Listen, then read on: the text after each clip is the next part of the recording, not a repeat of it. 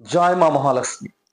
যেসব ব্যক্তিগণ অভাব, দারিদ্রতা ভুগছেন এবং ঋণগ্রস্ত হয়ে গেছেন, তারা অর্থ সংকটে ভোগার জন্য কোনো গ্রহ প্রতিকার নিতে পারছেন না জ্যোতিষীর কাছে গিয়ে, সেই সব ব্যক্তিদের জন্য আজকে আমি সম্পূর্ণ শাস্ত্রসম্মত এবং তন্ত্রসার গ্রন্থে উল্লেখিত এই পদ্ধতি আপনাদের সামনে প্রকাশ করছি।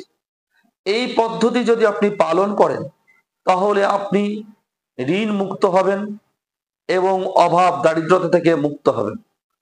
এটা কোনো মিথ্যে কোনো টোটকা নয়, এটা সম্পূর্ণ শাস্ত্রসম্মত। কারণ আমরা সকলেই জানি ধন ঐশ্বর্যের অধিষ্ঠাত্রী দেবী মাতা মহালক্ষ্মী।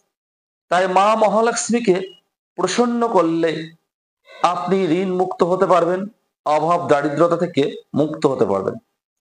এটা করতে কোনো ব্রাহ্মণ পুরোহিতের প্রয়োজন নেই, এটি আপনি নিজে নিজে করতে পারবেন। কিভাবে করবেন সেটি আপনাদের বলছি। কিছু বিল্লপত্র মানে বেলপাতা জোগাড় করে নিয়ে আসুন।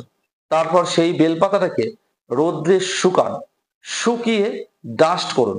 তারপর তাতে সমপরিমাণ কিছু কালো তিল সাথে একটু ঘি মিশ্রণ করে একটা মশলা তৈরি করুন।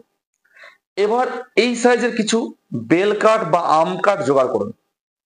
তারপর আপনি একটা হোমস্টোন ডিল বা ইটের পরে এই কাঠটাকে ব আকৃতি করে সাজান 16টা কাঠ দিয়ে।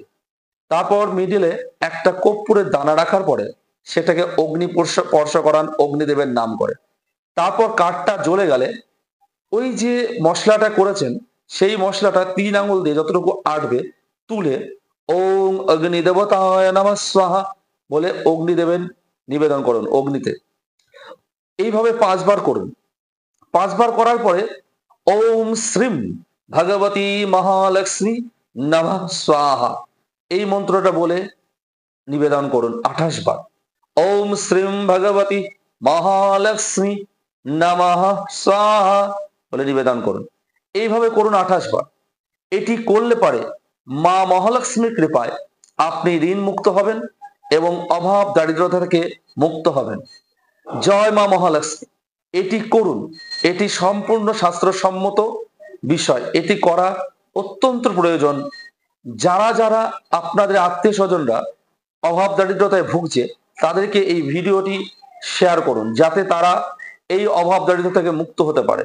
এটি প্রত্যেকদিন করার নিয়ম যদি প্রত্যেকদিন না করতে পারেন তাহলে সপ্তাহে অন্ততপক্ষে বৃহস্পতিবার দিন করুন, সাথে পূর্ণিমার দিনটিতেও করবেন। জয় মা মহালক্ষ্মী।